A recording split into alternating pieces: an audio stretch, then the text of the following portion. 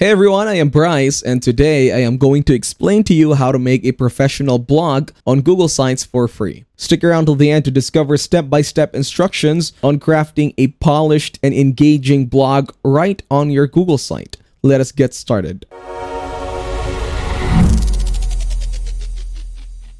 First, let us head to Google Sites, and to start working with Google Sites, you can simply type sites.google.com or go to your Google Drive once you are logged into your Google account. Then click on New to start creating a new site. First, give your site a name. This will be your site and file name that will be displayed in your drive. Let us call it a blog site. The default look on your site will be determined by the theme you have selected. If you go to Themes, you will see options to select one of the themes Google offers, or you can set up your custom theme. If you click on the plus icon, you will be able to go through these steps and set up your custom theme. It will give you more flexibility in how to style your site. However, if you ever use a custom theme and want to import it, you can do that too.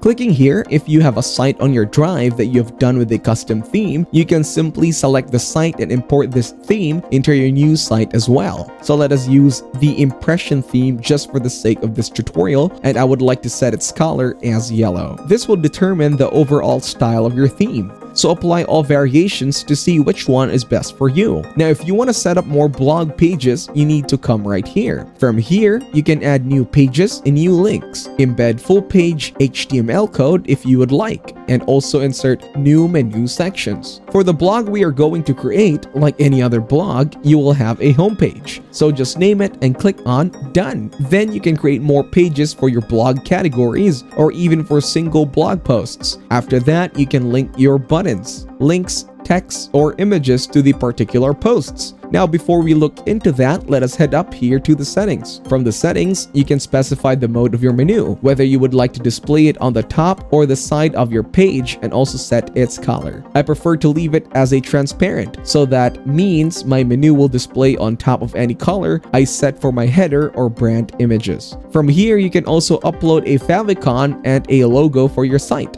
Again, the viewer tools is just showing the info icon on Uncle links. You can disable this if you don't want these things to be shown on your website. Now, for the custom domain, you have the option here to start setting up your custom domain. So if you don't want your blog site URL to be displayed as site.google.com, you can set up your custom domain here as well. With the Analytics tab right here, you can set up and use Google Analytics to track your blog's performance. An announcement banner is a great feature if you want to display something at the top. Let us say you want to feature some posts. If you enable this option right here, you can set up your button column. For the announcement, let us say you can write 10 articles as the most popular reads right now. For the bottom label, you can say read now, and then you need to specify the link for your button. Now let us just close this for a second, come back to the pages, and then click on the plus icon from your bottom right corner to create a new page. We are going to call this new page Top 10 Articles. Let us say we are going to have a page where we display our most popular blog articles, and click on Done. Okay, so now we are on this page. So head back to the home, that is still our home page, so that you can see our banner already is displaying with the text that we set. Now we are going to go ahead and change this color to be a little bit darker so the text can be displayed in white. Then we can create our button labeled again, so add read now. Now you will be able to select the page, so this is the page we just created. Let us link it to it. You also have the option to open it in a new tab. You would use this if you are mainly using maybe external links. Then you can enable this option as well, and if you want to show this on all your pages, you can leave it like this. If you would like to display it on the home page only, you select this tab right here. To add all your elements, you need to use the Insert tab. From there, you can set up your text, your images, embed code, access your drive, and so on. If you scroll down, the content blocks are essentially layouts or placeholders for your images and text. Let me open up one of the blog category pages. If you click on one of these elements, like an image, you can adjust the image size and create the portions and layouts yourself. You don't have to go into these layouts every time. You can just create your layout. To add text and images, you can either double click and select the menu right here, or you can use elements from the Insert tab as well. Once you have the text, you have a menu above it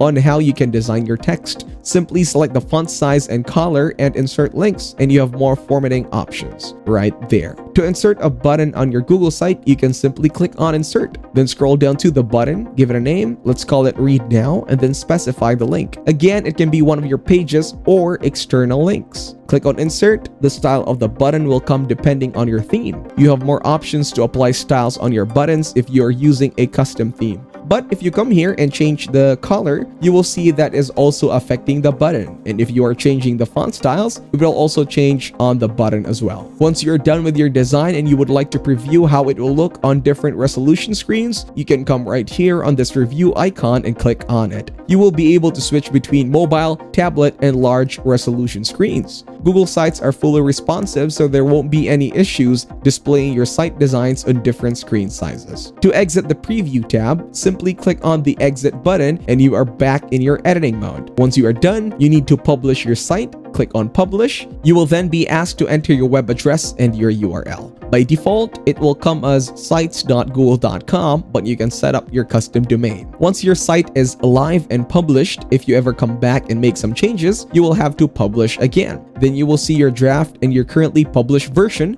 Just click on publish to save your changes. On that note, that will be it for this video. I hope you guys got some value. Thank you for watching and see you in the next one.